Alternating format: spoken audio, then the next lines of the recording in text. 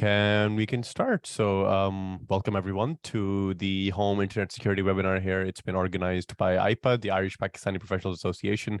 I will be your host today. My name is Shahir Ahmed, and I will also be a speaker later on for one of the topics.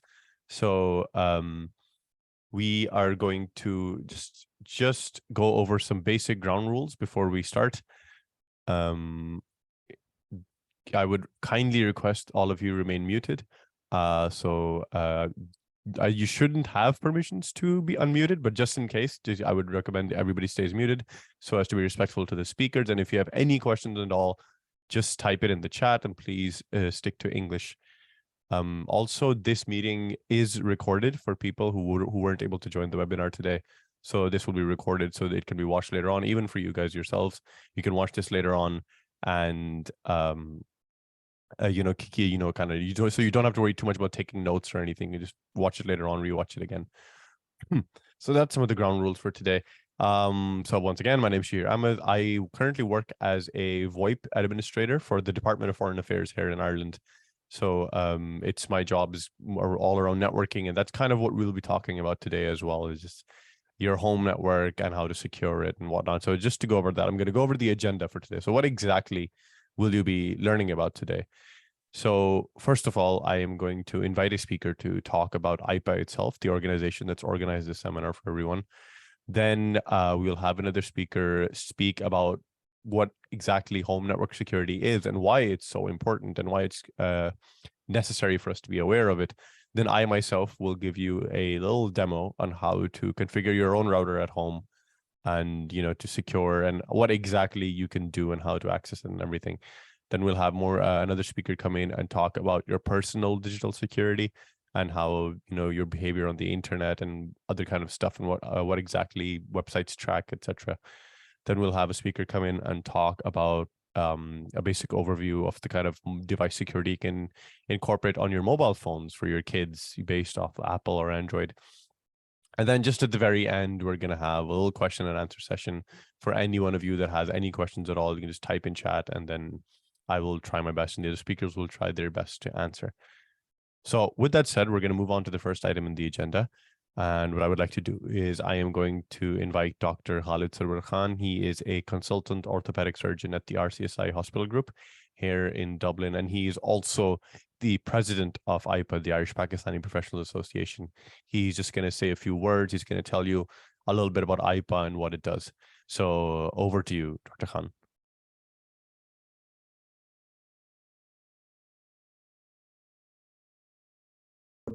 Thanks very much, Shahir, for introduction. And as you all know, that's Irish Pakistani Professional Association is a group of many professionals. It was founded with a vision to help and support the new generation. We are a group of professionals from different specialties who believe in collective efforts to promote integration in our society without compromising on our cultural values, beliefs, and to make Ireland a country where people can live with peace, harmony, and respect. Sorry, I think, I don't know.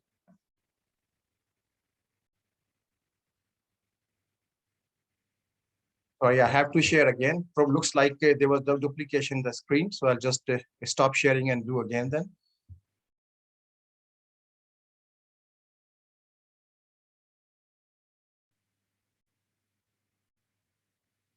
So can you stop the other screen, Shahir, if there's there?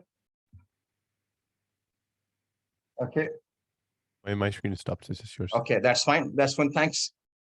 So our aims are to highlight the achievement of Irish Pakistani professionals and their contribution to the Irish society, to provide professional support and career guidance to the young generation in Ireland, to help integrate the Pakistani community with the Irish community and other communities living in Ireland, to support community welfare activities.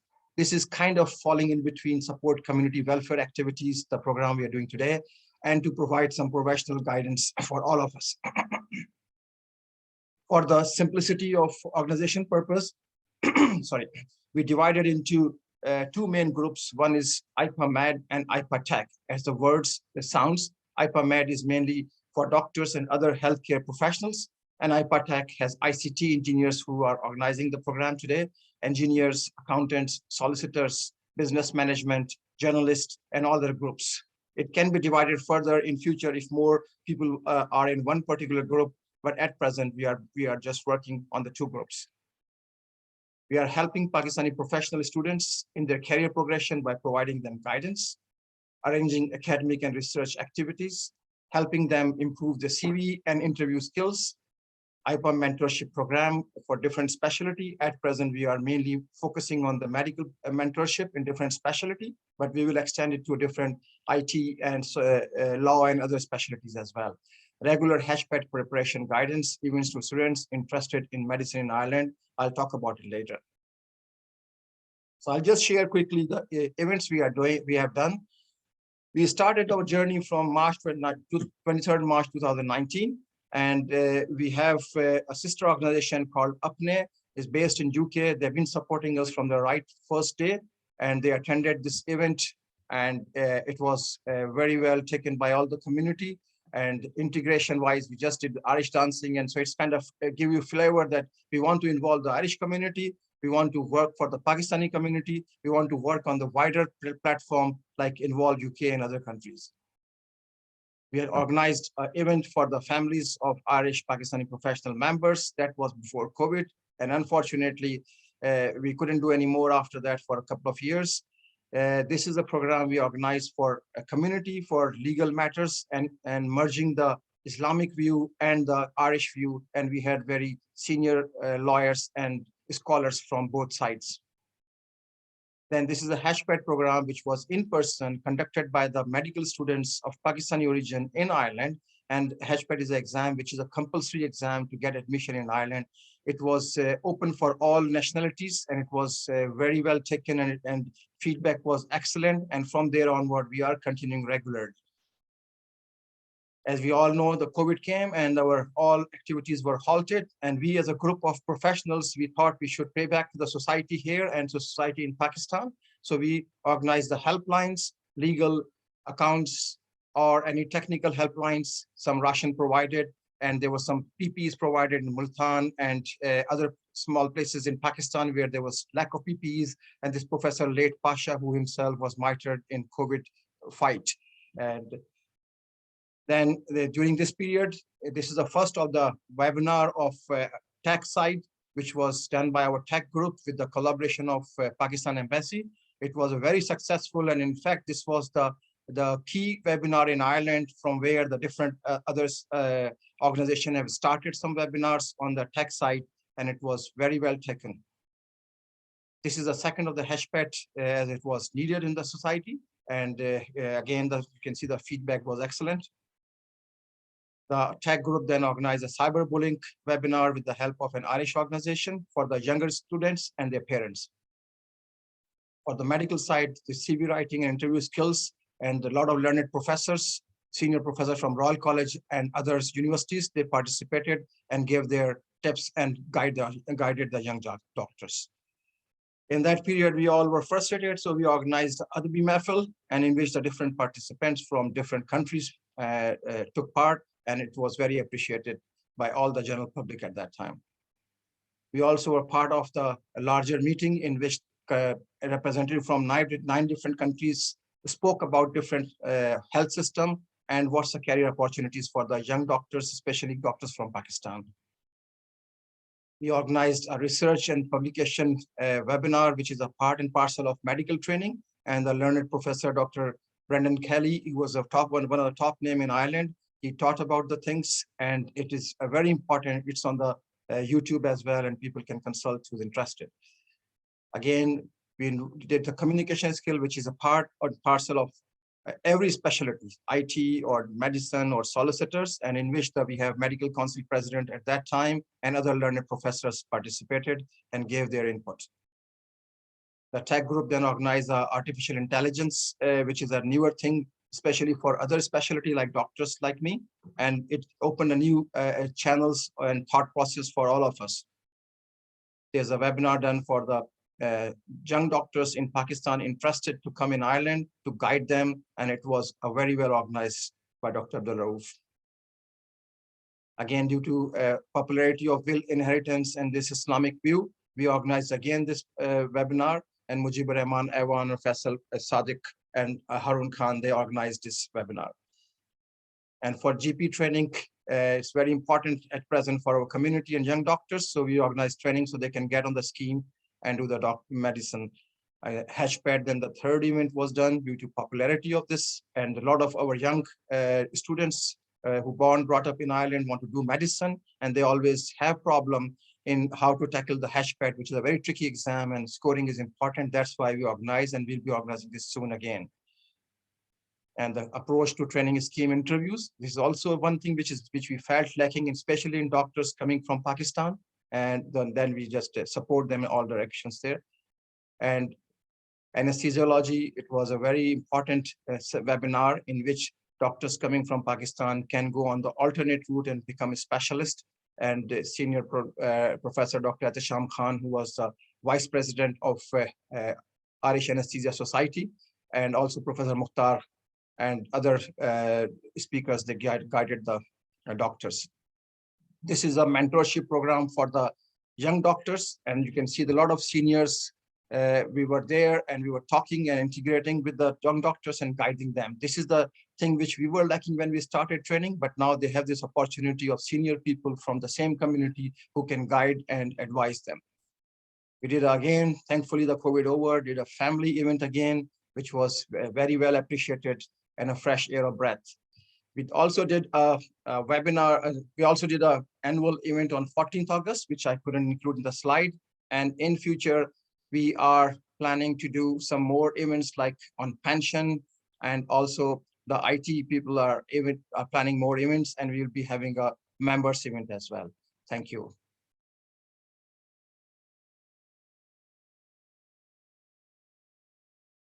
All right. Thank you very much, Dr. Khan, for the kind words and to explain to us the work that IPA has done up till now. Just in the last few years, even over COVID, they've done multiple seminars, as you just saw. So IPA has been doing a lot of work, and this here is an IPA Tech event here that we're going to be talking that we're attending today. And so thank you very much, Dr. Khan. We're going to move on to our next part on the agenda, which is what is home network security? Why is it important? Why should we be aware of it? So for that, I am going to invite Mr. Asif Sayed. He is a cloud solution engineer at Google. He's very qualified and has been working in the industry for a very, very long time. So I'm just going to hand it over to him. So over to you, Mr. Asif.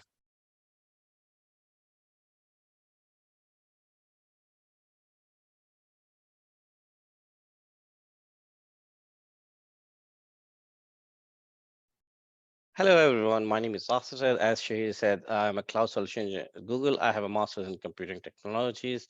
I have a master's in European business informatics with master's in cybersecurity, and I have other industry standard certificates. Today, my topic is to tell you what is home network security.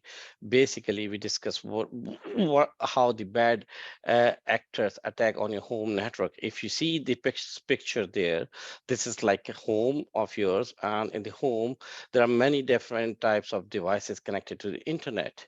This may be a laptop, a mobile device, a game console, home security camera, maybe monitor device, heating control, or maybe you are doing some shopping at the time, you're doing on Facebook, someone on Twitter at the home, or using the WhatsApp, etc.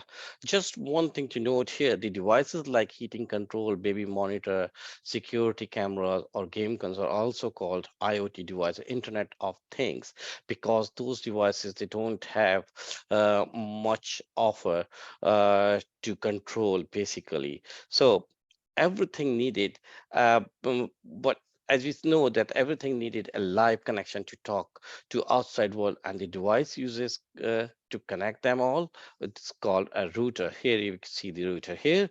So the router is like a front door of your house, which allows only authorized people to enter in the house. Same goes to the router, which should allow authorized traffic to pass through from the router. Okay, so So what we say security, okay, what we think security is a term that describes security for your activities, your transactions made over the internet.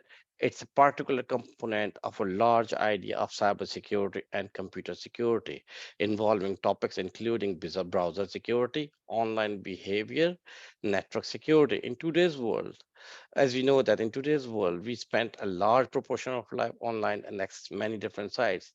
As we can see in the picture here, the CSO um, report published for 2021 in Ireland, we see that more than like 93% of people uses their email. Okay, 83% read online news, 88% looking for information on goods or services, etc. 80% people buy class. The list goes on. We cannot cover everything here, but like when people accessing so many of these services and then the websites or accessing different things, that means that sometimes they are exposed to the less secure shopping store, or sometime on the online gaming store, the this is a less secure site as well. So from there, or sometime when you're watching the free movies, okay, and list goes on, this may be sometimes that causes some damage to the hackers waiting for those moments when you are accessing those type of websites, and they can attack on you. So what kind of uh, what kind of attacks, or when we're talking about threats, the hackers can do? So basically, as we can see in this one, they do the identity theft. What is identity theft? Access to your profile, such as your email address, your home address, date of birth, phone number, etc. So they can do this. They can get your financial transaction details, and like bank identification numbers, account numbers, etc., etc. They can also damage your personal data. Basically, they just destroy your computer. They can look for the money while locking your computer. There's a very well known thing, ransomwares.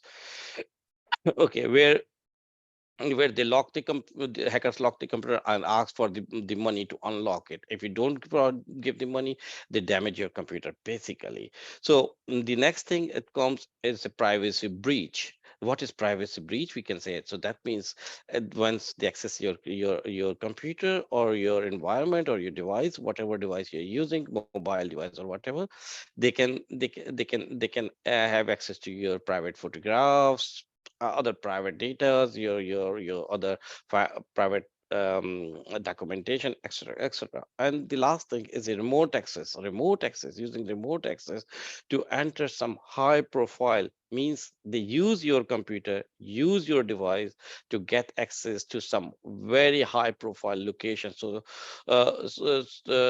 when agencies try to find the actual culprit, they actually come to you first. So be mindful when about this kind of threats as well. So now, what techniques? Next, come to this. What techniques attackers use? Okay, so hackers uses this technique, the brute force. Hacker use this technique to guess your password, to break your password. So never use the dictionary word password or anything like this. Always use a strong password. The malware penetration. Malware penetration is a code that is which installed and run itself and make a multiple copy of itself on your computer and open doors for the hackers because of it. The malicious act is the thing that when you are looking at some webs, when you open a website give you you want to accept cookies or not.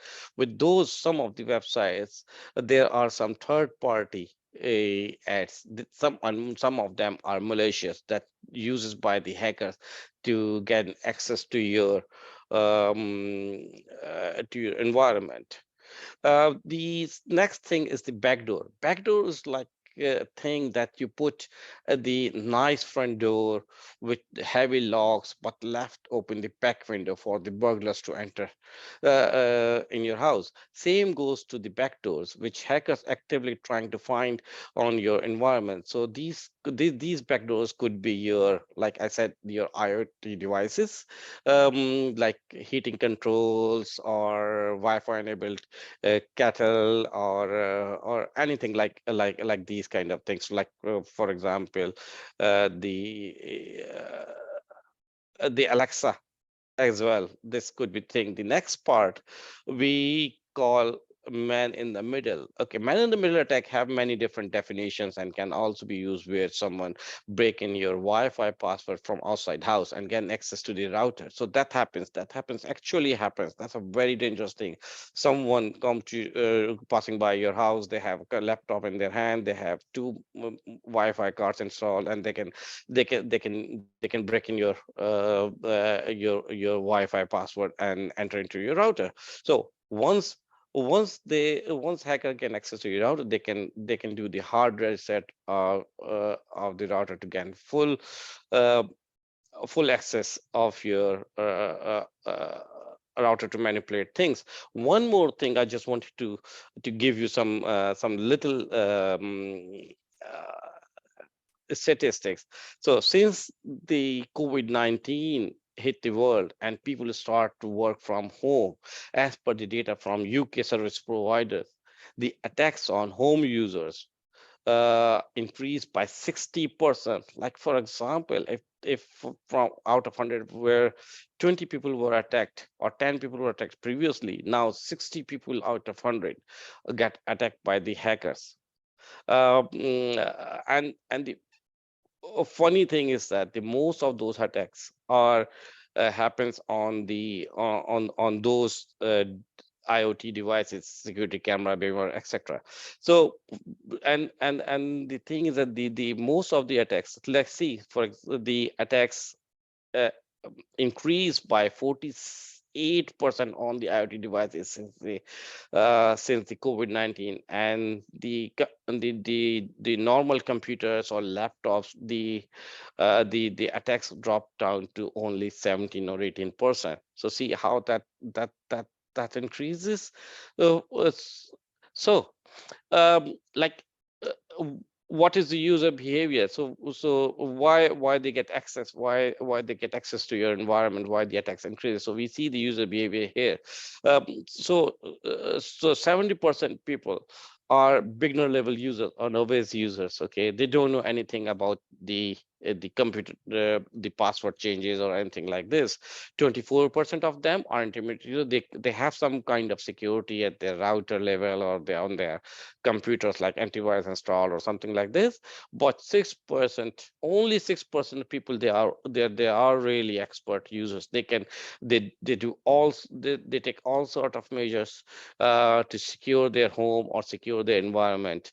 So one last thing I say now, by describing all those things. Okay, so what you think about your security now? Okay, so we can see here there are two um, uh, routes there. One takes some time to plan, follow basic security rules, guidelines, and policies, and have secure access to the internet. Okay, or just use the defaults set up by your provider to connect to the internet and go online as it is unsecure. So it's all up to you, and you have to plan.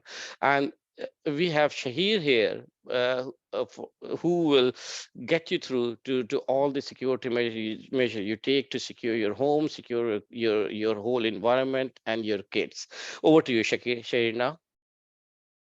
All right, thank you very much, Mr. Asif, for explaining to us why it's so important to. I'm just gonna go back here to the slide. One second, I have to go back, and we are now back to me. Yeah. So, what I'm gonna do now is I'm gonna show you. Now he's told you why it's important to have why to secure your network and the way hackers and the kind of different kinds of attacks they use to target your network.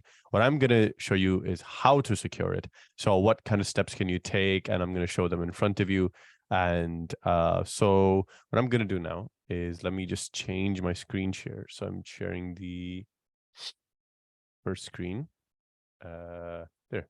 So you should be seeing my just my desktop, my normal computer here. And so what we have to do now is figure out how to check your router. So your router is the thing, your provider, your Vodafone, Air, Virgin Media. They give you this little box. It comes in a box, you plug it in, and voila, your internet's working. So what we're going to do is we're going to mess with that device a little bit. And to mess with that device, now, obviously, it doesn't have a screen. You can't plug a keyboard into it. You can't plug a TV into it. So how are you supposed to access it? So what we're going to do is we're going to access the device over our network. So we're connected to it. We have to connect to it to connect to the internet. So we're going to figure out how to configure the router. Now, to configure the router, we first need to know something called an IP address. So what an IP address is kind of like when you go to, let's say you're going to buy pizza at like a really popular restaurant, they give you this little ticket number. It's like, oh yeah, order number 44, order number 46, order number 45. You have an order number. They don't remember your name because it's long and it's complex and it's very inconvenient. So just like that, your router, every device that connects to the router, your router gives that device a little number to use it to identify. It's like, oh, that number, my phone is number 42 and my computer is number 46 or something random like that. So the router has a number for itself as well. So what we're going to do is we're going to find out what our router's number is, and then we're going to access it. So there's two ways of doing this. The first way, some of the routers, they actually have the IP address written on the back or under the router on the sticker. But in case it isn't, I'm going to show you how. So once you see on my screen, I'm here on my computer. What I'm going to do is I'm going to click the start button here on the bottom, and I'm going to type in the letters CMD. And what that shows up is something called the command prompt. So this is one way of talking to your computer. So once I click here, this black window opens, with a bunch of text. Don't worry about it. And we're going to write the following word in. We're going to write IP. So that's the address, and config. So what I'm doing is I'm telling the computer, what's the IP configuration of my computer? So what number does my computer have is what I'm asking. When I press enter, don't be scared. A lot of stuff pops up. A lot of this, you don't have to worry about it at all. It's not relevant at all. You have to search for these two keywords, which is default gateway right here. Now, as Mr. Asif said, your router is like a door, is like a gate to your house. So with this, what this tells me is where the gate is. So where's the router? And we're going to ignore the really long one. This doesn't matter. But this one right here is the one we need. That's the IP address of our router. That's that unique order number for our pizza. So the way you identify an IP address is it has 4 sections to it. There's a one number, then a dot, then another number, then a dot, another number, dot, another number. So 3 dots, and it has like 4 parts to it that are separated by dots. That's more or less what an IP address looks like. There's never any letters in it, it's just numbers. So that's the number there. So what I'm going to do is I'm going to select it right here. Once you select in command prompt, it automatically copies. So we've copied it. Then I'm going to open my browser here, and I'm going to paste it in.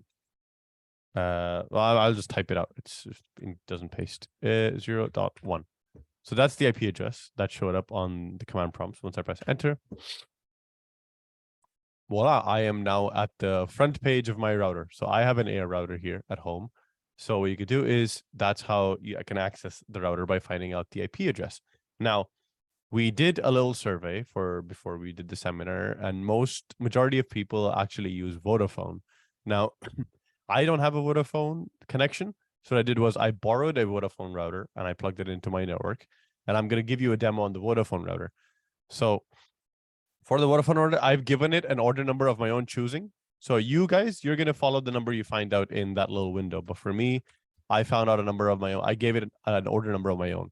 So I'm going to let's just pretend this is my main router, right? So you're here, you're like, okay, there's a username and password. Like, I don't know a password. I never set a password. Do I have to call Vodafone? No, you don't have to call Vodafone. So what you can do is if you pick up your router and you turn it upside down, it'll have a username and a password written on it. So what I'm going to do is I'm going to type in the admin. The username was admin, and on the bottom, I know what the password is written on the bottom, so I'm going to just put that password in from the bottom of the router. And that's going to bring me to this screen. So this is the front screen for my router. It says there are 5 things connected to my network right now. And there's just a bunch of stuff showing. We don't have to worry about any of this. So what we've done now is we figured out where the router is. We found out its IP address, and we've managed to log into it. Now, that login we just did, remember how that password's written on the bottom of the router? So if somebody found out that password, they could log into your router, they could mess things up, they could change things around. So you don't want that to happen. And also, the password that comes by default with the router, it can be guessed easily by the hackers. They have ways of doing it. So we want to change that. We want to, first step is to, it's our door. We want to change the locks. We don't want the repairman to have our keys, right? So what we're going to do is we go up here into settings. Once you click settings, there's a password option. And that's the current password. And what we're going to do is we're going to change the password right here. So here, I'm going to just type in a new password.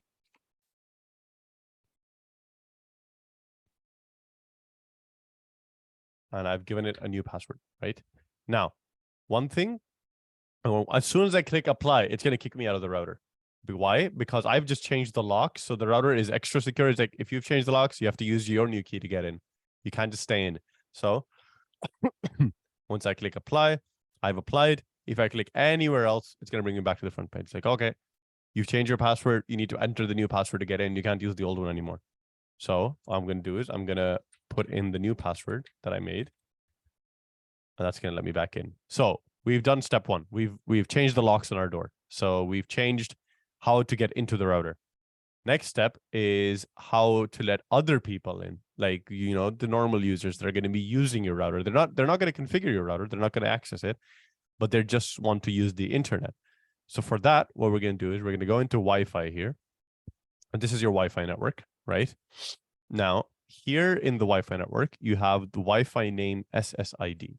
Now, SSID, these are some letters you need to remember. This is just the name of the Wi-Fi. So if I go here, you know how it says here's personal Wi-Fi. If I go here, you can see my Wi-Fi is showing up right here. So before this, it would be called something like Vodafone 1057 or Air with like a really long number. Like, for example, look at this. Look at this. It's a really long number after Air, right? And these can be hard to remember. It can be hard to tell your guests, and it's just inconvenient. What this does is this lets you change the password, change the name of the Wi-Fi, so that it's easier for your guests to know. It's like, oh yeah, it's Shahir's Wi-Fi, so just connect to that one and whatnot. The next thing we're going to do is change the password. So Wi-Fi, again, your router, your Wi-Fi password is written on the bottom, or if you have a Virgin Media box, they usually give you like a little tag with the password. The password's really long and complicated. It's hard to remember. And every time somebody comes over, you have to be like, oh, go find a picture or go take a screenshot. And you have to tell it to them. And it's just very inconvenient. So what you can do is you can change the password here to whatever you want. So I've changed it to S personal Wi-Fi 1999, right? Excuse me. You can change it to anything you want. And I've done that. I've changed it to that. It's made it easier. It's also gotten rid of the default password. So the password that came with the box, which again, as I said, can be guessed easily by the hacker. So you want to change this one. What I've done is I've changed the password, right? And I've changed the name. So it's easier for me to remember. It's more secure now because you can't be guessed easily, and only I know the password, and whoever I tell it to will know the password. So we've done the name, we've done the password. One warning here, if you're connected to the Wi-Fi and you change the name or the password, it will disconnect you from the Wi-Fi. So you have to connect to the Wi-Fi again. So don't freak out if you suddenly get disconnected. Don't worry about it. You can just use your new name and password to connect back into the Wi-Fi again. So that's how you change the Wi-Fi settings. Next up, we're going to do, so what we've done now is we figured out where our router is. We've gotten into the router. We've changed the access. We've changed the locks. We've changed the password. And then we've changed the Wi-Fi name and the Wi-Fi password. So we've made it more secure. We've made it more convenient. We've made it more easy for us to manage. Next thing we're going to do is to control the people that are inside the house, to control everybody that's connected to the Wi-Fi. So for that, we're going to go into internet here. And we're going to change this from basic mode to expert mode because we're experts now. We're no longer novice users now that we've I've given you this class. You guys are all experts now. So what we're going to do now is we're going to go down here into this thing called parental control. So once I click this, there's a few options here, right? So even the router says, do you worry about your children becoming addicted to the internet or visiting inappropriate websites? Parental control gives full control over the access privileges. So that's what we're going to do here as well. So we're worried, kids are using the internet too much. They're, they're connecting and they're using it. They're hiding their phones in their bed and they're using it late at night. So to stop that, what you can do is we're going to use something called time rules. What this lets us do, if I click plus here, and this rule name is, let's say, Shahir's allowed time, right? So this is the time I'm allowed to use. And I'm going to pick my phone here. So I'm just going to say, let's say it's this one, user one's iPhone. That's my phone. And I want it to every workday. So on so Monday to Friday, I am only allowed to use my phone can only connect to the internet from 6 to 8 for 2 hours. So it's a school day. I should be studying. I should be working on my homework. I shouldn't be on the internet, on Facebook or anything like that on my phone. So what this lets us do is it only lets me use my phone for the internet from 6 to 8, only for 2 hours. So I press save. And now anytime outside that, my phone will not connect to the internet if I connect to the router. Even if I connect to the Wi-Fi, internet will not work on my phone. So there's multiple options here. You can do workday, weekend, every day, individual days as well. So there's a lot of different ways for you to set up times and allow different devices to use at different times. Next up, we have a URL filter. So what's a URL? It's a URL is just another word for website. So it's like a website address like facebook.com or google.com or youtube.com. These are all URLs. So what this lets us do is this lets us block websites individually. So let's say my sister, she loves using Facebook, right? And she's spending so much time on Facebook. She's not doing her chores. And now I have to wash the dishes because she's too busy on Facebook. So I'm mad. And now because I'm an expert user, I'm going to take my revenge. So what I'm going to do is I'm going to say block Facebook, right? And what I'm going to do is I'm going to find my sister's phone, right? Let's say it's this one, right? You'll find my sister's phone and I'm going to say www.facebook.com, right? And I'm going to press save. Now my sister can't use Facebook anymore because for her device, Facebook is now blocked. She tries to log into Facebook. It doesn't work. She gets mad. She comes downstairs. She's like, why is my Facebook not working? And I'm like, well, it's because it's your turn to wash the dishes. So now I can use the router, get her to do my chores. I don't have to do my chores. And she can't use Facebook. So you can also use this, obviously, to block inappropriate websites that have explicit content or and you don't want your children to be looking at, anything that's not suitable to their age. So you can use this to block individual websites like that. An IP filter, we won't worry about. That's out of the scope of today. But what we are going to worry about, let me just delete that right there, is MAC filtering. So what's MAC? Now, this isn't macaroni and cheese. This isn't an Apple Mac. So this is nothing to do with food. What a MAC is kind of like your device's fingerprint, right? So you know how all humans, they have unique fingerprints. No two humans have the same fingerprint. It's the same way. Any device that can connect to the internet, so that's a phone, a PlayStation, a laptop, computer, anything that can connect to a network has its own unique MAC address. That's the device's fingerprint, and that's unique for every device. So no two devices have the same MAC address. So what this lets us do is this lets us block individual devices. So let's say, we have really good internet in my house, and I give my son the Wi-Fi password, right? And because I want my son to use the internet.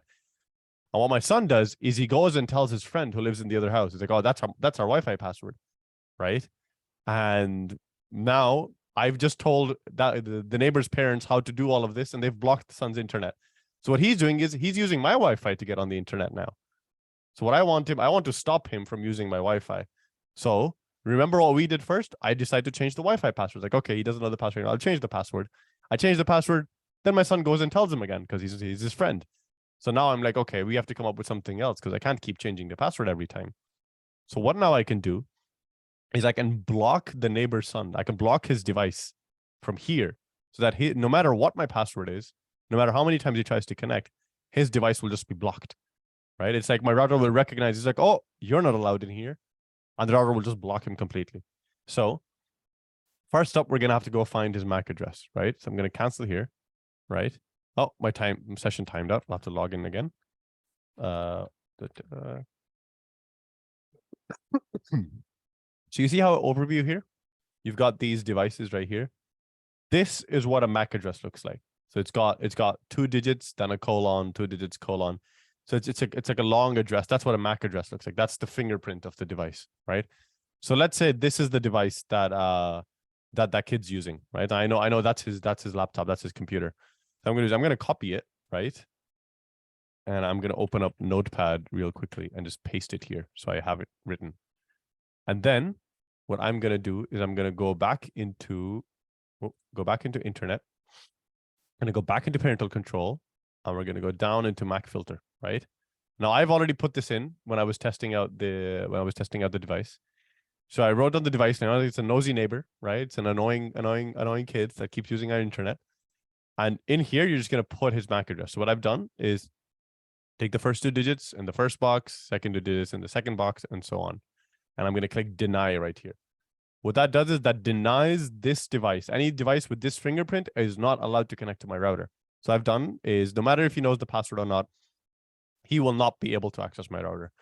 So what is this useful for? For if you know a device, you're trying to block a device that keeps getting into your router, or you've decided to you decided to ground your children. It's like, oh, they've done something bad, they got bad grades, they're not studying properly, no internet for a week.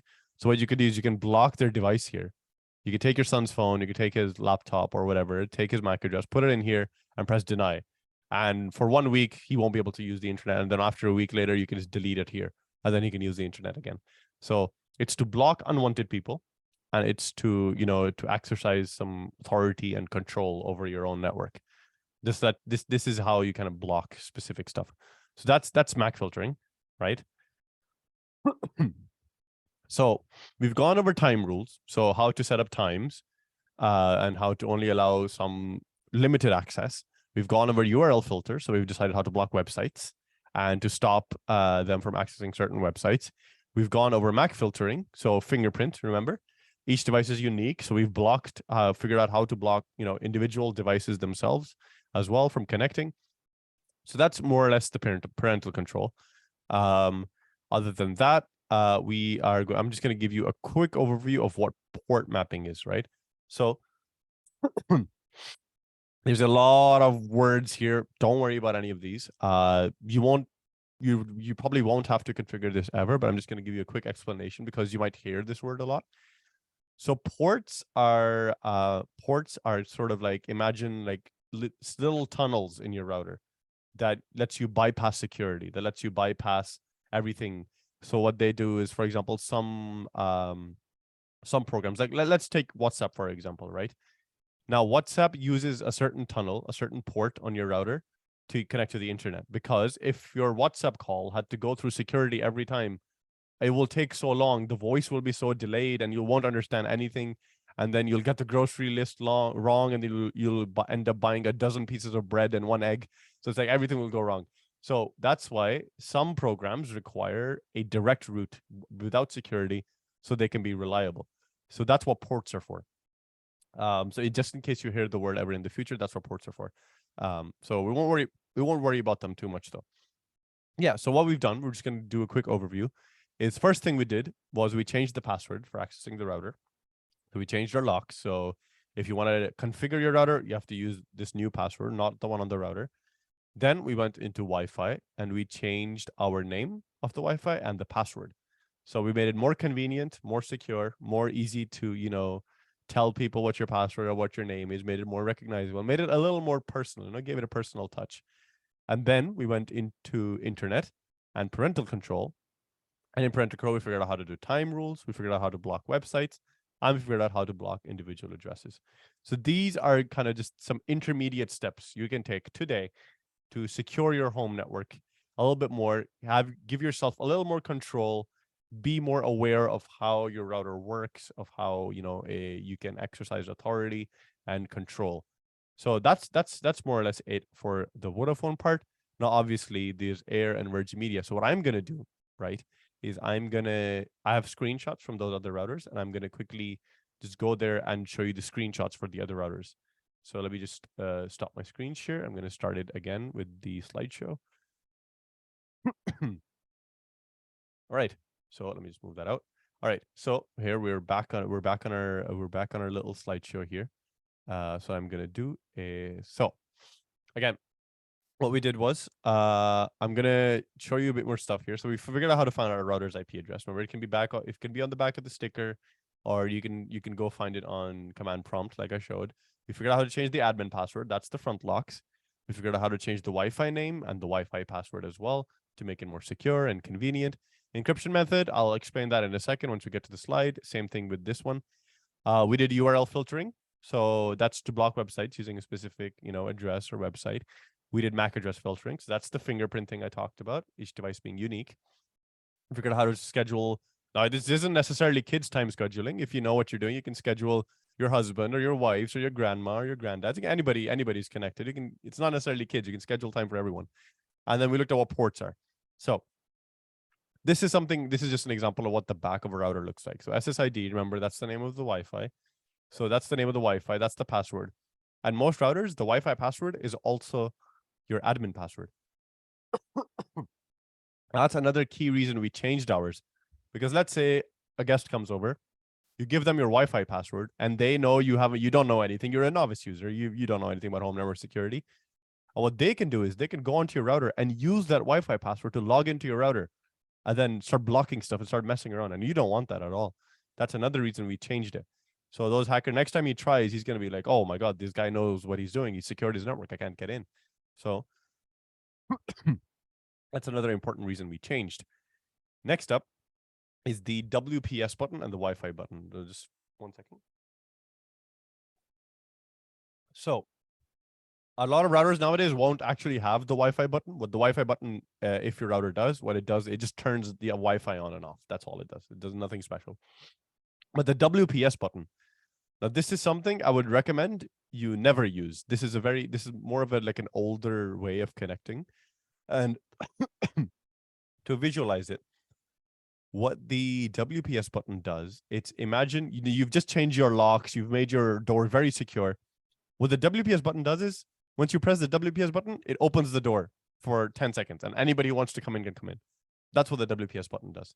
So it's once you press WPS button, anybody can connect. It opens the Wi-Fi to everyone. It's like for the next 10 seconds, anybody can connect to your router. So it's a very old way of connecting. It was done for convenience early on, but it's highly insecure. If there's anybody in your nearby surroundings, you can just connect to your router if you press the button. So I would recommend not pressing the WPS button. Next up, I just did the demo for Vodafone. So now I'm gonna give you some screenshots from the Air router. So step 1 was to change the admin password. So if you go into your Air router using the same methods, you look at the password on the back of the router, you find the IP address, you log in. In the access control tab, under the user tab, there you can change your password. You type in admin, you put in the old password, and you can put in a new password. That's the first step done. So we've changed our admin password. We've locked out our router from any unwanted people. Next up, if you go into the Wi-Fi tab, you've got this basic setup here. And remember, SSID means name of the Wi-Fi. So we go into the SSID, we change the name of the Wi-Fi here, and then we change the password as well. So we've done the Wi-Fi name, Wi-Fi password. That's step 2 done. Next up, that's the main page of the router. So here you can see all the devices that are connected. And so there's the access control part, the modem config part, all the extra stuff. So most routers will show you what is connected to them every day. So you can take a quick look and say, hang on, I don't recognize this device. Who's this? Let me just go and block their MAC real quick, like Shahir showed me. So some routers let you actually configure WPS. If you see the WPS tab, just turn that off. Don't leave it on. Just turn it off. You don't need it. It's highly insecure. Then we have the firewall part. This part, you don't have to really worry about. This is based off IPs, and that's a bit out of the scope, so we're not going to worry about the firewall part. Then you have the URL filter. So in the parental control tab, you have the URL filter.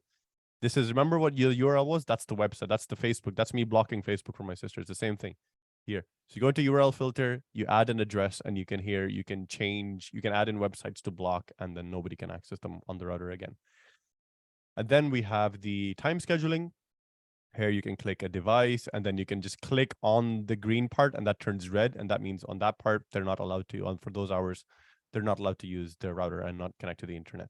So you've got time scheduling here as well. And then we're going to take a quick look on the Virgin Media router now. So Virgin Media makes it really easy to do the first few steps.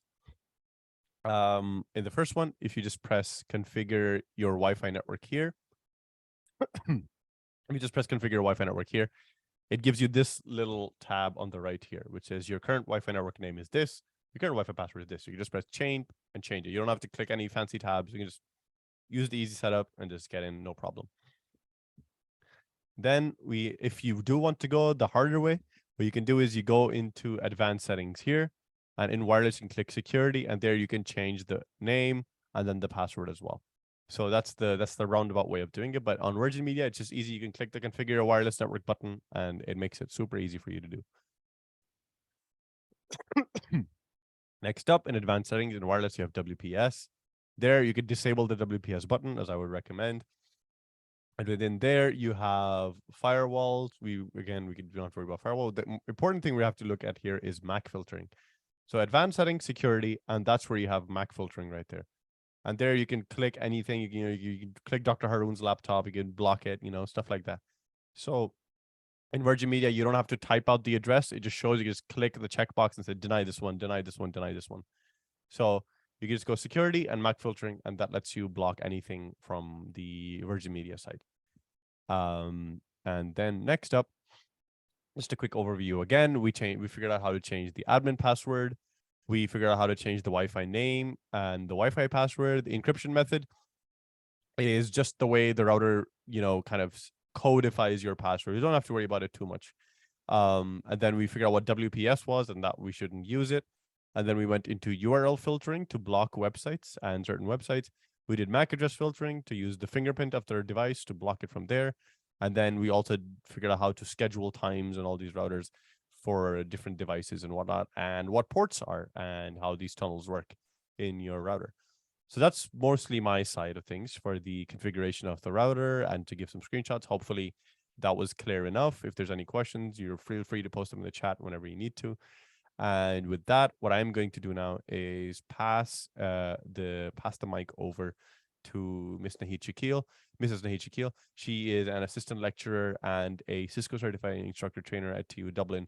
And she will be giving you a little more of an overview about personal digital security and how you can secure your own self and stuff like that. So over to you, Nahid.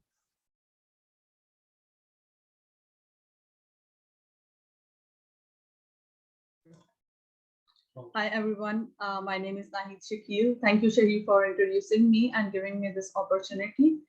So let me share my screen first.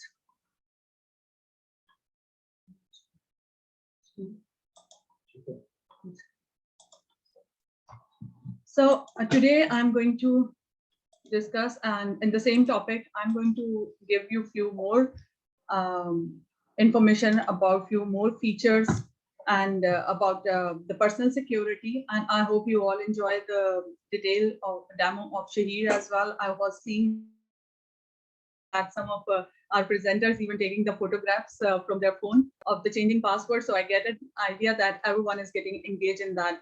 And we have chosen that topic, personal security, just because of that, because everyone needs that.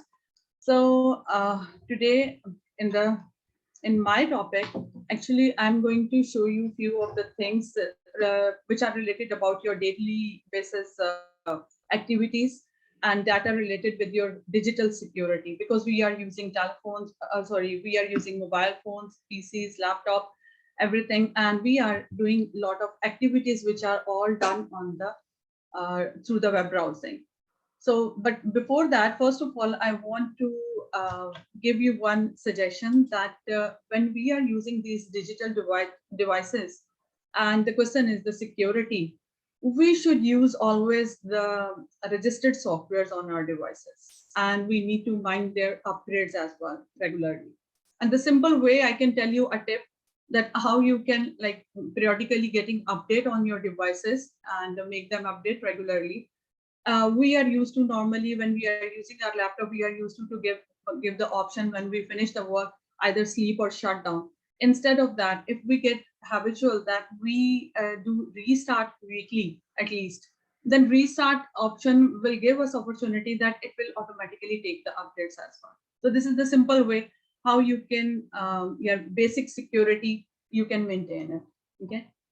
Now the next thing is your browser security. When we do the browsing, when we open the websites, how we can secure it, that when we are doing that, doing the browsing, of what the security measures we need to consider and how we can handle it. So let me show you a few things. I am going to give you the simple few demos as well, just like Shahid, because we are doing all these activities like shopping, internet banking, and accessing the contents, everything on the browser. So how we can secure it? Like, for example, the first thing I would like to start from cookies. You must be familiar, all of you, with this word, because whenever you go on the browser, you are now habitual to see that message pop up to accept or allow the cookies. So how we can take care of cookies? If normally, simply a layman just go to save the time and quickly run that website, we just go on the allow cookies button and click it simply without having a second thought. But first of all, you need to understand that what is cookies, so that you will be able to handle it. That instead of allow all cookies, how you can manage it.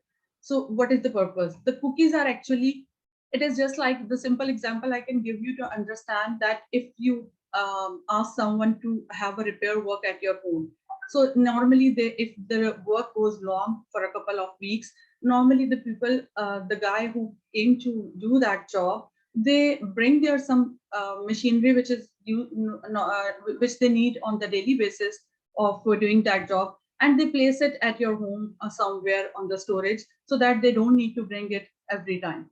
So cookies are the same one. You can resemble it with this example. The website, when you load the website actually owners, they place few things related to their website on your storage, on your device, so that whenever next time you open that browser and load that website, it will give you the faster result, quickly open it, and it is not going to bring everything from the scratch.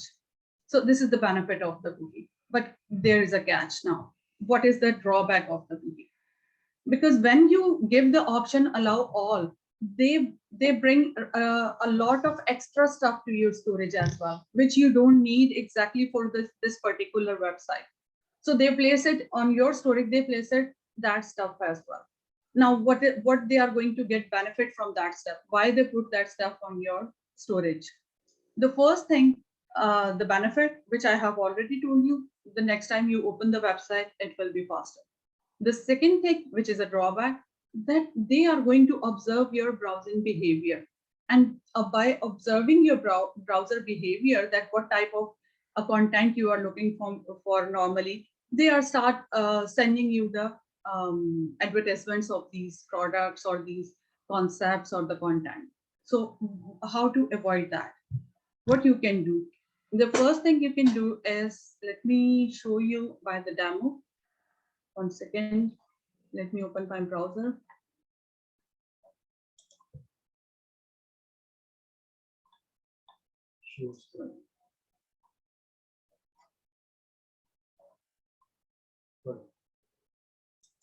Let me stop sharing and I will open the browser and share that as well.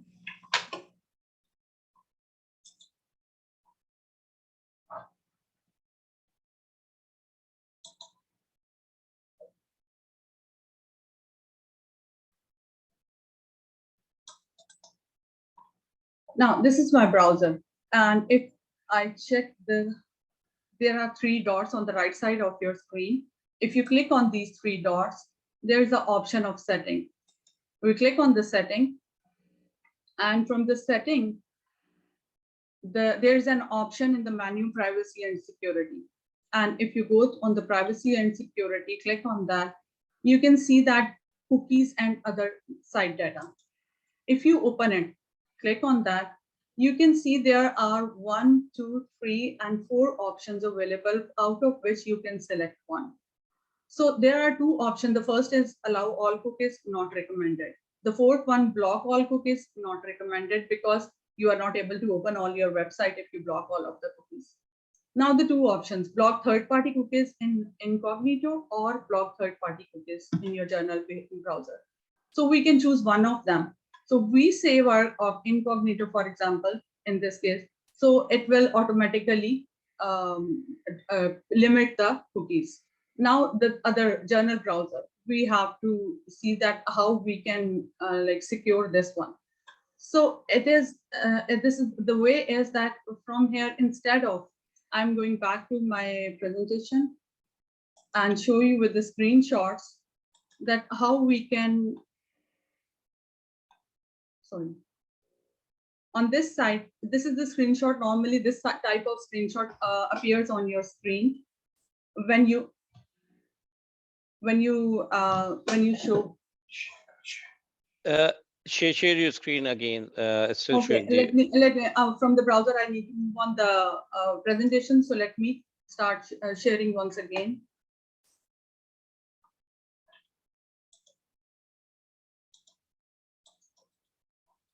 So now you're able to see, you must be able to see my screen on the PowerPoint.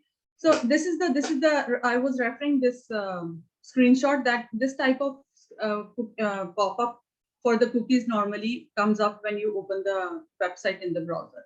So what you need to do is accept the recommended. Sometimes it shows some of the website that they allow you for the recommended settings, but sometimes they didn't, they just give the option of allow all. So instead of allow all, you can go on the cookies setting or sometime manage cookies. So click on that and there will be then some cookies, different type of cookies appear on the screen. And from there, you can select just the functional or essential cookies, and rest of the cookies, make them disable. By default, normally they are disabled, so don't enable them. Okay. So in this way, you can control the cookies instead of allowing them, allow them all. Okay.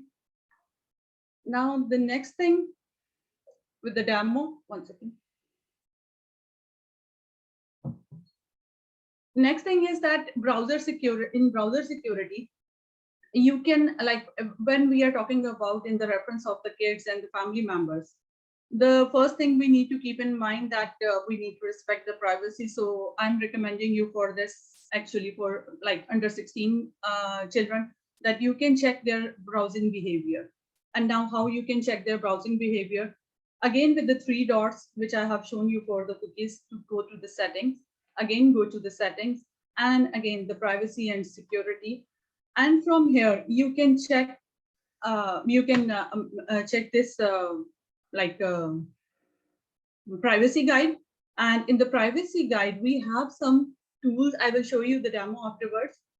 We have some tools from where we can check that what is the browsing behavior of your children.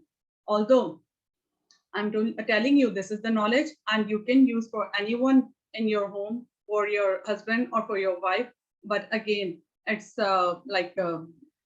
we should respect the privacy, and it's up to you that how you can save yourself. Now, the next thing, before giving the demo, again, I'm going to give you the demo of the history as well, but let me explain you first on the PowerPoint slide, then we'll move on to the demo actual. So the next thing is that for your children, that you can check the history from the same 3 dots. Instead of going to the settings, there is an option of history. If you open the history, according to this screenshot, you can see that it will show you according to date, according to the timestamp, that at what time, at what on which date they are watching or they are browsing which type of data. So you can see all the browsing history from there as well. Although it is a passive technique, but it is good to help to observe the behavior of the child, that what type of content they are looking for. So what is actually in their mind. Now, this is the dangerous one. as I told you, knowledge is a power and it can be used for anyone. But again, I'm telling you for the purpose of the security of your family. So it should be for under 16. Like, but one thing I want to tell you that like you should have a relationship with your kids in a way so that nowadays a lot of parents talk to me and tell me that the children are not actually sharing their password. So how can we check that? To be very honest, I have practiced that activity in my home, that we are sharing all the laptops, all the desktops, sometimes working on the laptop of one of my son, sometimes on the other one. So we have the emails configured and the emails login on the same device. So from the email today, I'm going to tell you, without having the access of your child phone, from the email, the same email, which is like, for example, your child email is login to your device, to your laptop, and that same email is on login on the mobile as well. So you can check all the things. I will show you that all the things on his or her mobile while you are sitting on your laptop. The prerequisite is the only one, that the same email should be logged on your device and your child device as well. So these are the activity. It can be done by the activity control, and I'm showing you the demo afterwards. And in the same way, the physical timeline monitoring.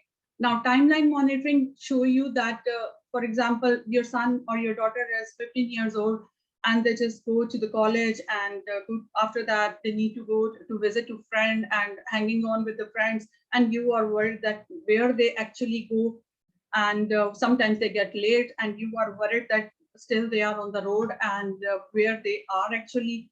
So you can have a piece with the help of this feature, that timeline shows you exact location with the timestamp, that where they have been, at what time they leave that place, at what time they move on the road, how much time they move on the road, then at what time they reach the next destination, and now where they are.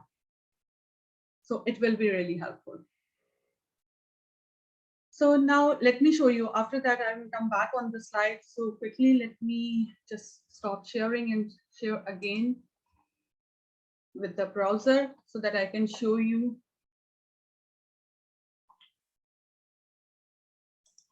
The demo.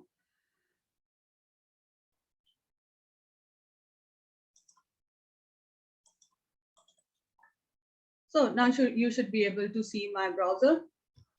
So from here, let me show you the history first. This is the way how you check the history.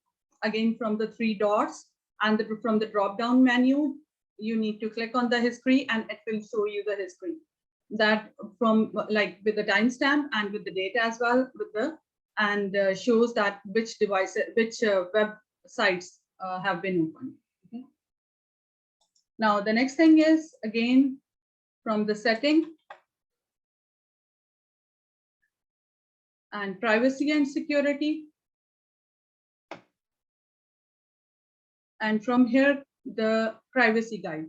No, sorry, not privacy guide.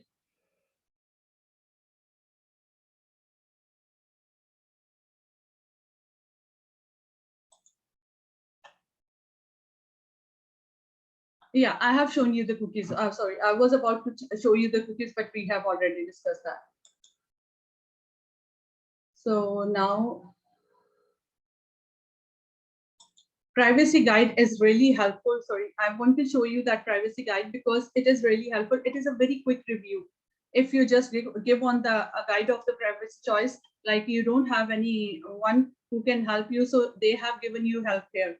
From the privacy guide, they will give you a quick tour from where you can like make searches and browsing pattern. When it is on, what happened, when it is things to consider, that what will happen if you open that. So they will quickly, with the 4 slides, they will quickly show you that how you can get to know about this privacy security management. So you can take help. If no one is there to guide you, you can take help from there as well. So that's what I want to show you. And then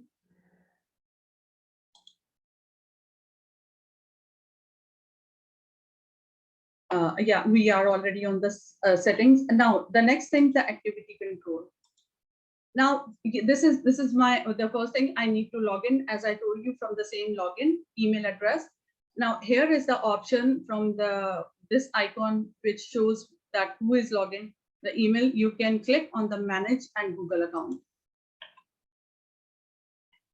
Here you have data and privacy again. And if you scroll down, you will be able to see this history setting, web and app activity, location history, YouTube history as well. Little dangerous if you are going to check anyone's else. So I will show you one by one, all three.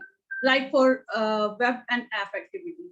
If you click on that, it will show you, you must be familiar all these icons. So it will show you all these apps. I'm sorry, I'm not going to show you to open every app because this is my account. So this is a private one, but I just give you the way that how you can check for your child. Like if you go on the web and app activity, it should be on. By default, it is always on. And if you are like an adult and if you want to make your privacy, you can turn it off. Okay. So if your child, you want to check it, you can check every activity here, that Google News, shopping, whatever they have done on the browser, it will appear, all the details will appear if you open one of them. Okay. And if you can check one by one. The second thing is in the same page, scroll down, location history, what I was telling you about the timeline. If you click on that, you can see that it is by default on as well. And by the way, one more thing, if you think that on the phone the location should be on, then you will be able to see it is not required. Even the Google location is off on that. If this setting is on, you will be able to see that. Let me show you the timeline. Click on the manage history, and here is the timeline.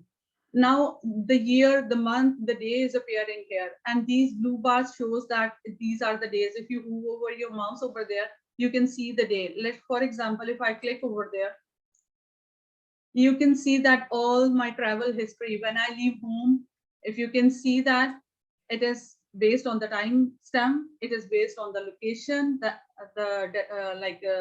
exact place where I go, like I go to the Kildare village, how much time I have spent during the driving, and what way I have taken, when I reached there, when I came back, very detailed information. So you can track it. History. And then that's it for today. I have shown you a few demos as well, so you can from there you can have access of these information, and you can use it positively to observe and to help your child. Now let me stop sharing and just quickly give you the rest of the 2 slides.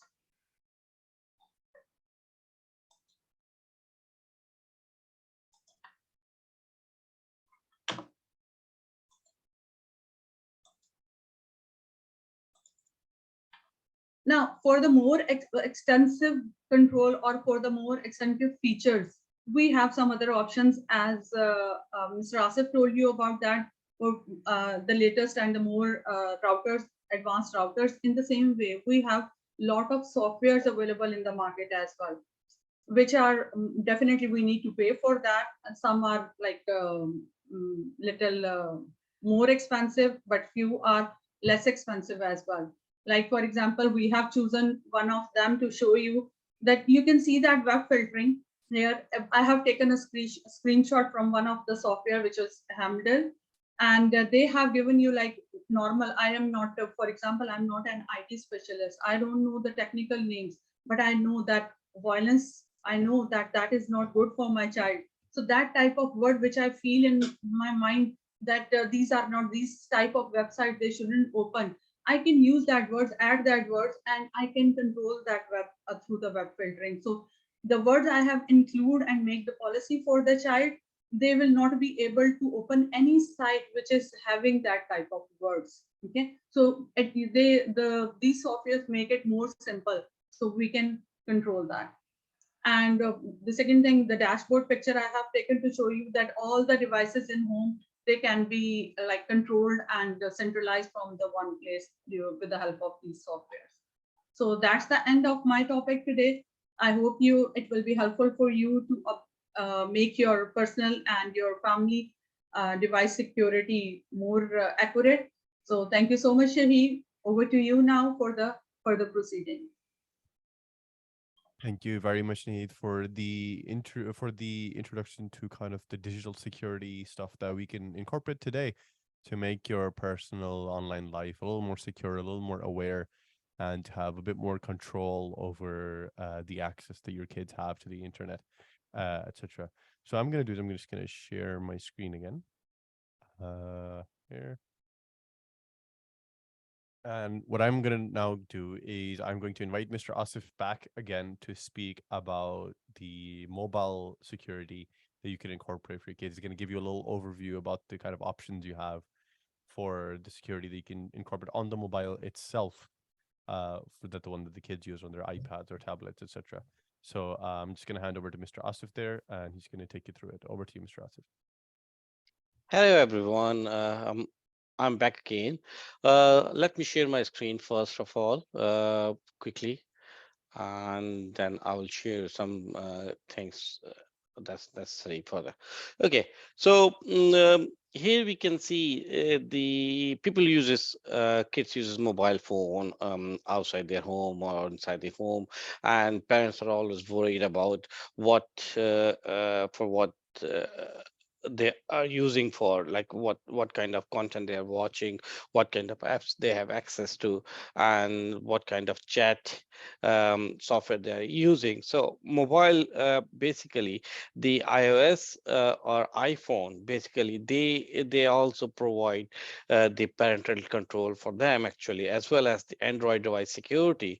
And on top of it, the Samsung and Android devices, they provide a very well written piece of code with very nice graphics to it, which is called Knox. Okay, so basically they uses the same Android device security feature and blend in with their own version, and they call it Knox. It's a very good thing. So and what you can do with this one, so you can add apps to the home screen. You can set a home screen wallpaper. You can set a welcome screen wallpaper, customize app names and icons, set a play time limit, define an app allows list of apps the user can install, and add browser bookmarks, define a list of allowed websites, add an additional content page. See that many things you can do with your kid mobile. You can limit the time, screen time for your kids on the mobile. You can limit the apps, and people they get access, and what content they browse on the website. And the good thing is that this works not only at home, but also when they're going outside and using 3G or 4G network provider internet. So the next thing is we can see the screen here. There are certain links. Basically, we don't have time. We're running short of time, so that's why we decided to go to give you a brief overview of all this thing. So all the links we are pasted here. You see here that we are pasted into the chat box basically as well. So you go on, you check all those settings on your own time. Go on to the Apple device security family website, and you can see how to configure the Apple devices for your kids. And then you can similarly go to the Android device security, and you can see how to lock down your Android tablet or smartphone for the kids. And then you can see the Samsung Knox. This is a very good thing. You can see on your little icon of Samsung Knox on your mobile devices, on your Samsung mobile device as well. Then Samsung is more, it changes, basically it locks down the mobile automatically once you click on it, and open up a next screen, which is the second screen, which has already locks into. You can then put on to some apps and everything for the kids on your side. There are some YouTube videos available for that one. You can go and look into it, and enjoy. So I'm giving back to the Shahir, and who will give you some end remarks, and bye bye from my side. Thank you very much. Over to you, Shahir. Thank you very much, Mr. Asif, for giving us an overview of the digital security options you have for mobile devices, for Android and Apple both. And just we're part of our Q&A session now for the next few minutes. Chat's open if you guys have any questions for any of the speakers, for any just general questions as well. Feel free to put them in the chat box. And while you guys are doing that, you can follow IPPA on our socials. There's the phone number, email address, and some websites. And we have IPPA's own website as well. It's www.ipaireland.ie. Remember not to put this website in a URL filter in your router because you don't want to block this website. So no blocking this one. It's safe. So you can use ipaireland.ie to keep up with the stuff that the organization is doing and any future, as Dr. Khan said as well, there's HPAT preparation stuff coming up again, and any future events there as well. So that's the socials. If you guys have any questions at all, feel free to ask them. So yeah, we'll just hang around for a few minutes, see if you guys have any questions, and then we'll answer them as they come along. Shahir, one thing I just want to ask. Yeah. I know being a medical doctor, I'm kind of, we are using the technology a little bit, but your practical, Asif, yours, and Nahid's, they're quite practical. And I think sometimes what you IT people think simple, it may be a little difficult for the general people. And what is the legal aspect of these things, like for children? Is there any legalities on this that can you block the devices or not? It's a little odd question from. So as far as your own router goes, there's no legal issue because most of the time the router, the connection, it's been set in the parent's name, so they have they have control over the internet connection, so they have full right to control whoever accesses it or doesn't, because it's within your own home, it's private, so you're not affecting anybody publicly.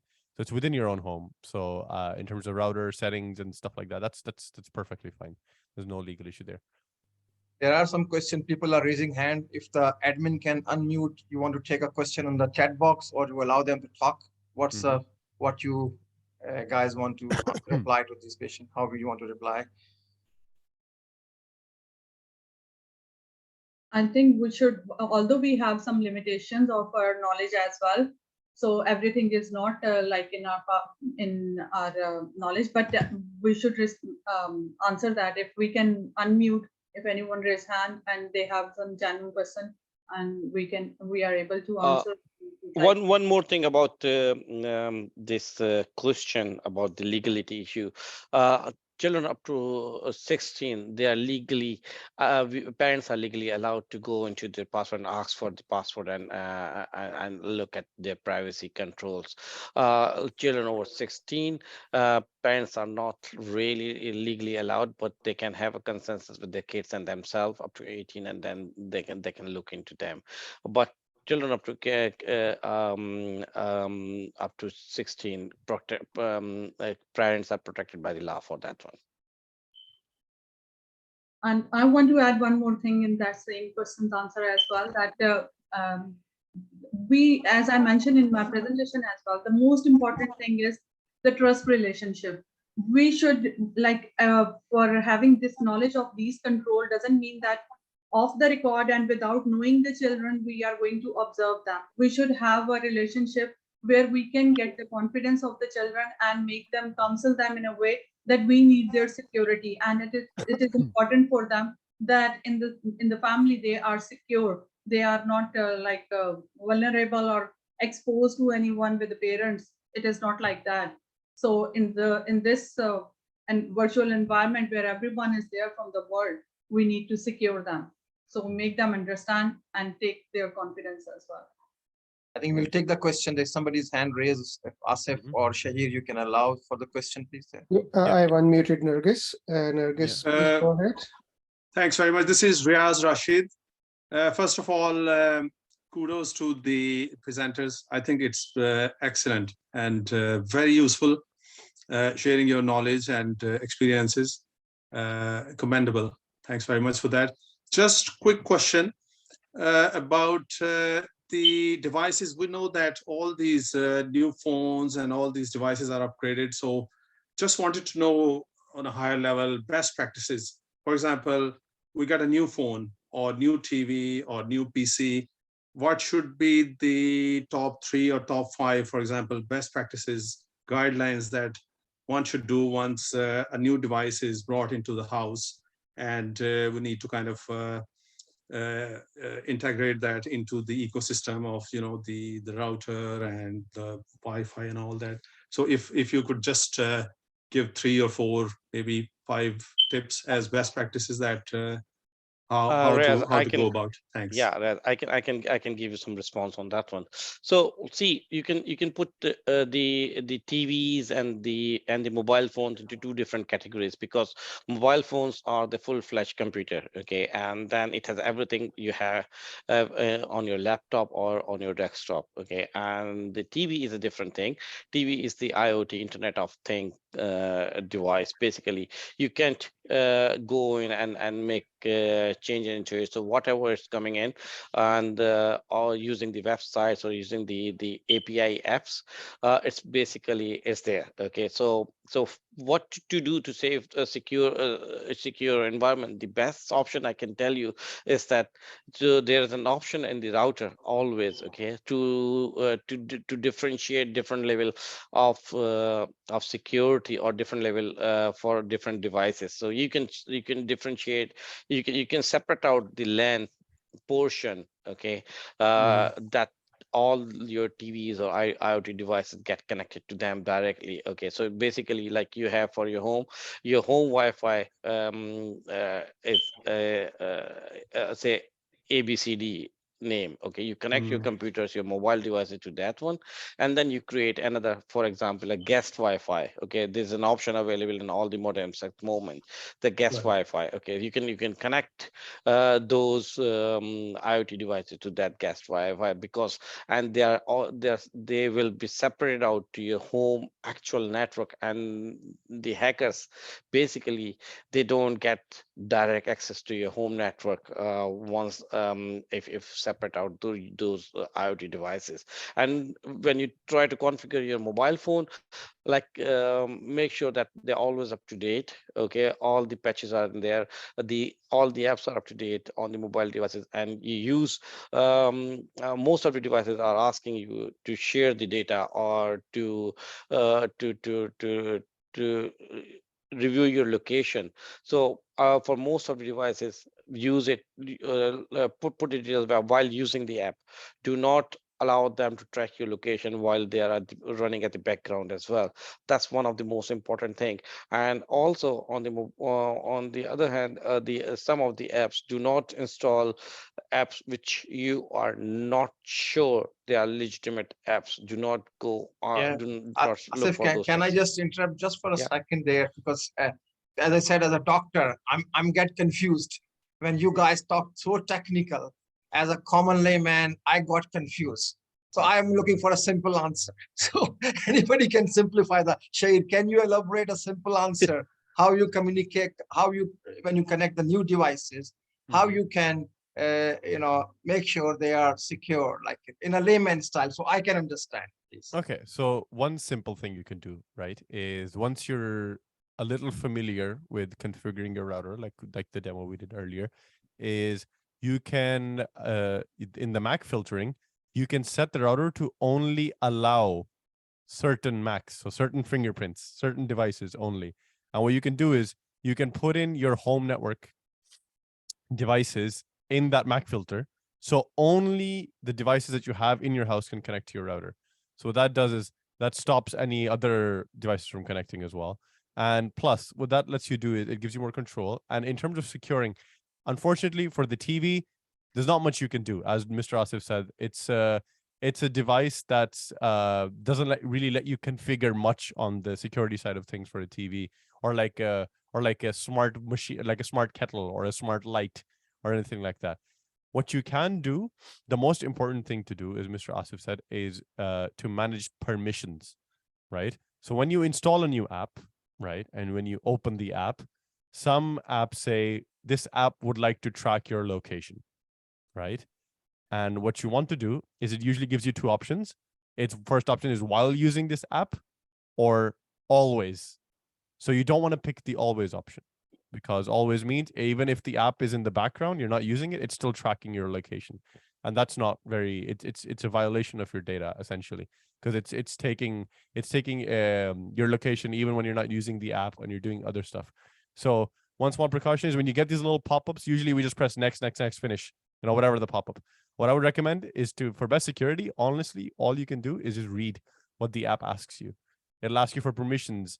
And if you're downloading, let's say, a Dublin bus app or something, and it's asking permission to look at your gallery, or it's asking permission to look at your phone contact details, a Dublin bus app shouldn't need to look at your gallery, right? It's very common sense.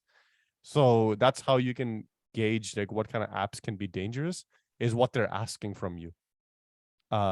So it's honestly, my best advice to you would be when you install something, when pop-ups come up, is to read the pop-up and see what it says. If it's asking for permissions for your gallery and it's an app that shouldn't have access to your photos, you should know it's a dodgy app and you should probably delete it and go for a different one. There's one more thing which I come across. I'm sorry, I'm just representing the That's okay. layman's, common Yeah. layman's, doctors, IT ignorance. So when we try and download something, or they want access, as you mentioned, about your gallery, your personal data and stuff. And when you say no, they don't allow, especially I felt it on the phone. On the phone, you can do on the laptop, but what's the difference between phone and laptop? When you try from the phone, they won't allow you to proceed. Is anything inbuilt in the program, and what is the reason for that? So it depends on the app itself. Like, for example, if it's an app that puts filters on your photos, for example, it's going to need access to your camera. And if you say no, the app won't work, say it won't proceed. On a laptop, it's on a phone, these are apps. On laptops, they're like a bit more coded for Windows, and it's a bit more complex. With apps, they just stop the installation.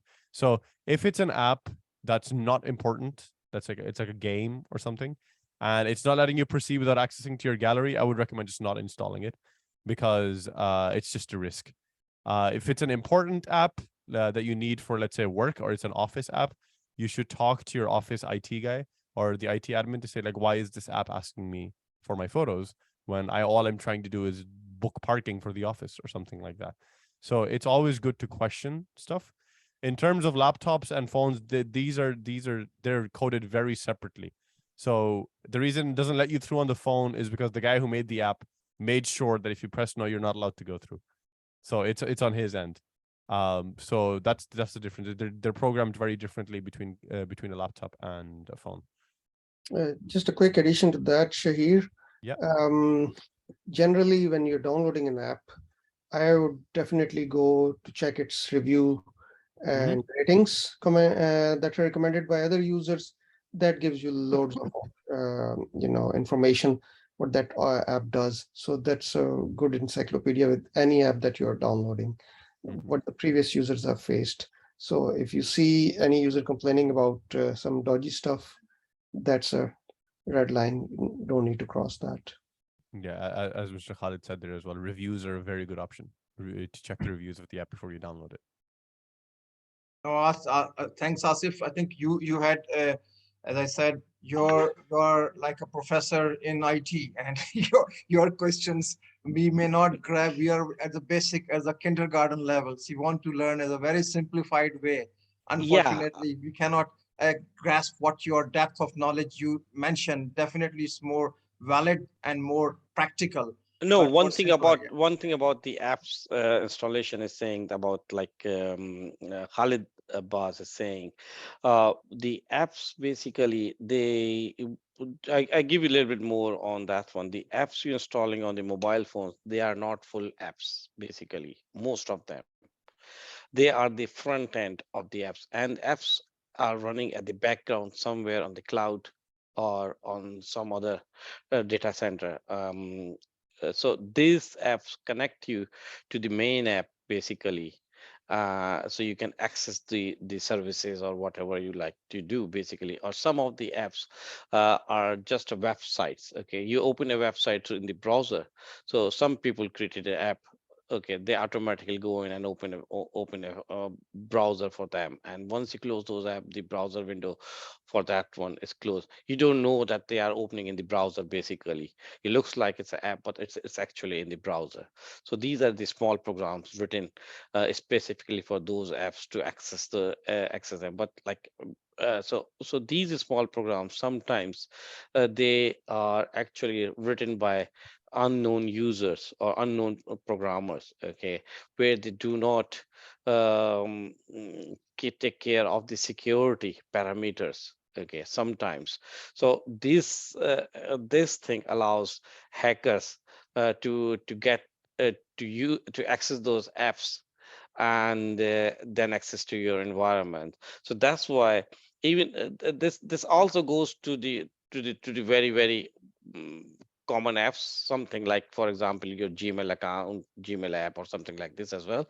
So vulnerabilities are there all the time. Okay, so and hackers knows before the company knows that this is vulnerable thing. So basically, that's why we said that, like, you have to keep your app up to date, because as soon as the company knows it's vulnerable, they create a patch. Patch means the fix for it, okay, and then apply the update. So people should always update your devices or your apps they have installed on them. Okay, every time. They should not let it go, basically. Okay. Thank you very much, Mr. Asif. We're gonna One quickly, more yeah. question. One question I have actually, and for Nahid, basically is there on the chat as well. The if somebody uses don't are not using the Google account, and instead they are using Hotmail account, so how they can see the history and other things? Asif, I have already like pasted the answer in the chat box as well, with the marking with the arrows that in, like, for example, because we have chosen the Google Gmail account because it is the most common one. But like for the Microsoft, the second one, I have given the options written in the chat box that how they can access the exact route. I have mentioned that how can they access the history and the activity in the chat. And the second thing I want to add just at the end, that we have tried in today's event, we have tried that in the simple layman language, that we should let you learn that you should close your virtual gates. Don't let them open all the time so anybody can enter. And secondly, the within the house, how you can manage the boundaries, how you can manage the rules. So it is all related nowadays. It comes before the physical one, because the previously we have physical grounds, the kids are playing outside, and we mind that they shouldn't be alone because they are exposed to the world. But now virtually they have the most bigger world where they are exposed. So we try to give you opportunity so that you can learn how to close your virtual gates. But for onwards, if you want to like have more security, more extensive or more advanced level, you definitely need to